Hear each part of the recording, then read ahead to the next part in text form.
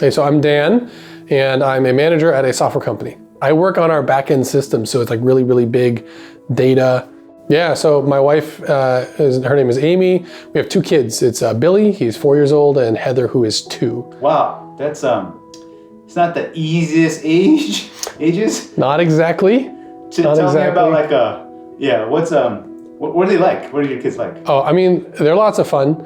Billy is a little more like trying to, he's a good boy, like he wants to help out and stuff. He'll like voluntarily do dishes and stuff. It's helpful. But I mean, they're lots of fun. They like to wrestle. Heather is like the one with tons of energy. So a little harder, strong-willed child, you know? Oh yeah. Yeah. But they're both lots of fun. So like for me, growing up, I didn't really like relating with people very much.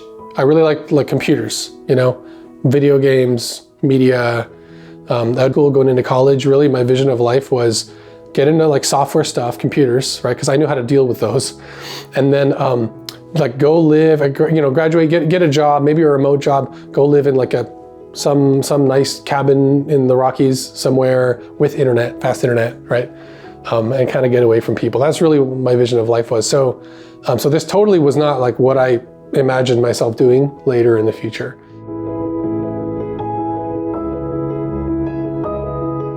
Really, I think 2 things stand out to me that have a lot to do with what I do now, with both being a worker, but also being a minister, and making both of those happen. So one of them, it was basically like Acts 2:42. So it says that they devoted themselves, as the early church, they devoted themselves to the apostles' teaching and the fellowship and the breaking of bread and the prayers.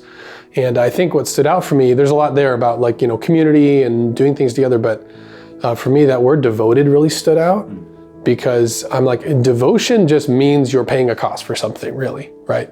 So to me, it was like, I'm not devoted if I'm not paying a cost for this. And so that was one concept that really stuck with me and helped me see like, okay, if I'm gonna be like that, like the early church, this model church, then it means I'm gonna look at the resources that I have, time, money, whatever, and just ask like, how can I pay this for Jesus? How can I give this for his sake, right?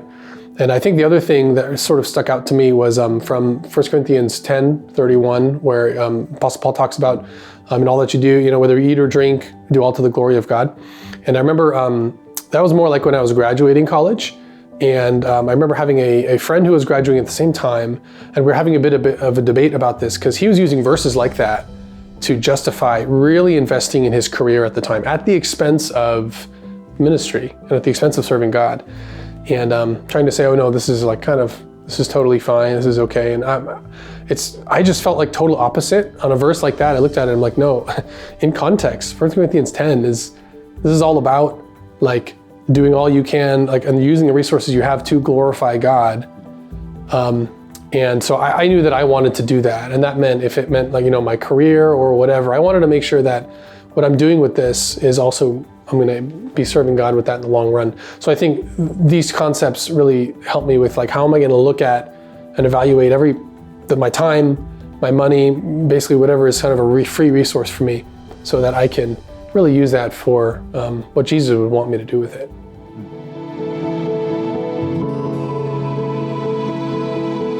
So right now we do our international ministry with 2 other couples. So it's our friends, Ken and Kristen, and they have 2 little kids of their own. And then Mike and Tina also have 2 kids. And all our kids are around the same age, around age 1 through 4. So our day-to-day schedule, I guess if I start with a simple weekday, like most of my weekdays are about the same. I'll get up around 7 to feed the kids, get them ready, take them to daycare, get back by around 8 or 8:15 or so, and then I can spend the next hour in devotion. So reading the word, prayer, and so on. And then after that's work. So work a full day, and that might mean meeting people during lunch or whatnot, go to campus, but work a full day. And then what happens after that is what sort of varies by day, right? We pick up our kids around 5:30 from daycare, and either Amy and I will do that. And then one night a week is going to be a ministry team meeting. So the 6 adults, we're gonna gather for a meeting. So we all go to one house, And then we have dinner together, and then we actually put our kids down to sleep in like different rooms of the house on sleeping mats so that we can actually meet together in person and have our ministry team meetings. So that's, we do good planning and prayer, stuff like that. Fridays is our usual Bible study night with our main Bible study for international students. So on that evening, that's when we actually have everybody over we usually meet in one of our homes. It's not a huge ministry, it's not tons of people. And for that, we'll cook up a meal for everybody, have Bible study, do some fun activity afterward. And so then we just rotate who takes care of which of those tasks and sort of share the load with that. So that's kind of what our weekdays look like. And then Sundays are sort of a full day for a lot of us. So, there's a church service that's really to our own spiritual feeding. There's a time that's for staff where we get spiritually fed. We hear a Bible study. So we all have that. And we also, since we all have little kids that need to be watched, we take turns. We help each other by, watching each other's kids so that everybody can attend a service doing that. And then Amy and I also currently still put on a youth service for some youth kids. So that's, another chunk of our Sunday as well. And we just have our kids with us when we put on that service. It's for like a small under-resourced church. So that's I think that's about what the week looks like. This would be very hard or impossible to do without a team of people around us. And us with them. It's not like we're all co-leading this together, right? And doing it as a team is what enables this thing to happen, because each of us has a different roles for things. You think about a Friday night, it's like, okay, one person's taking care of like cooking the dinner for that night. Another person's taking care of the activity after. One person's taking care of prepping that Bible study, and another person is taking care of like watching the kids, right? Especially we'll take the younger kids and put them off. So, we're all sharing the load in that. So we're actually really leaning on each other a lot, and that makes that possible. And so one of the big things that takes time to prepare to is that Bible study.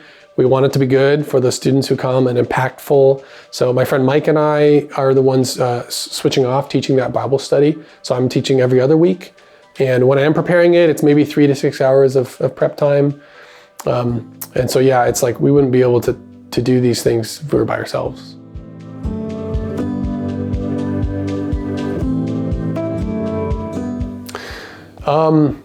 I enjoy when the things I already have passion about, I can then use for the kingdom as well. So, I like to read books and like to study. So then, I wanted to invest that for God. So even from college days, I did a lot of reading. I would like listen to, audiobooks and lectures on my way to and from class and different things like that, and started to just sort of develop my mind and understanding. People started asking me questions because of that, learn how to like defend the Christian faith, apologetics and stuff. So, I decided in 2016 to get a master's in Christian apologetics. So I did that at Biola University because they have a distance program for that. And so over time, I've kind of worked on different projects related to that. So I enjoy that, being that resource. Ended up developing what has now become Grace Point Training School online, where I kind of used open source education software and developed like Bible training classes, apologetics, that kind of thing. And then I wanted to just had the urge to okay, I learned all this stuff. This would be useful. I really want to teach somebody this, right? And so then develop talks like, do all religions lead to God? Or, did Jesus rise from the dead? Why is there violence in the Old Testament? So it just sort of led to developing talks like that, to the point where, I've just sort of done it over the years and kept on picking up a new topic, develop a talk for it. So I think by now I've delivered probably over 30 talks to youth and college students over the years. And that's been really enjoyable.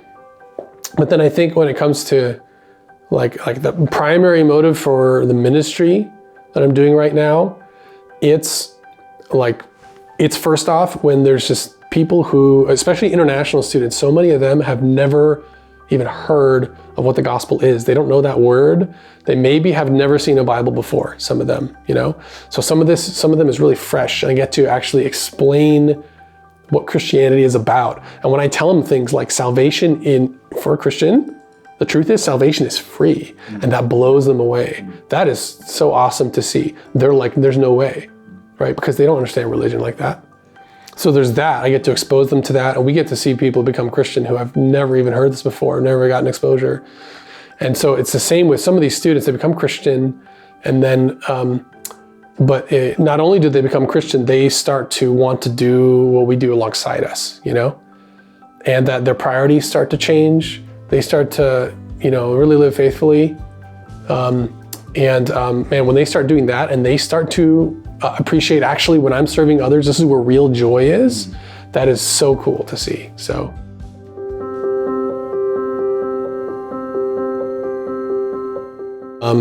Somewhat recently, they said, hey, there's a director level position that we'd really like to fill, that I thought that they wanted to offer to me, but I was like, I think this, I don't like the trade-off here. I think it'll take more time. And so then I turned it down. These decisions that I made, I think, are totally not special when it comes to a lot of the people I know, because I look around and there's people around me that are making all those exact same decisions, who I think have made harder career choices that are more disadvantageous for themselves than me. And I'm like, if they can do that, I have nothing to worry about, a remote software engineer is still a really nice gig, and so I have nothing to complain about at all, because I know people who've really given up really awesome positions, given up being a doctor to go be a full-time minister. I'm sure that pay cut was massive, and I haven't had to do that kind of thing. And so it's sort of putting it in perspective too. I think what I've given up is actually very little.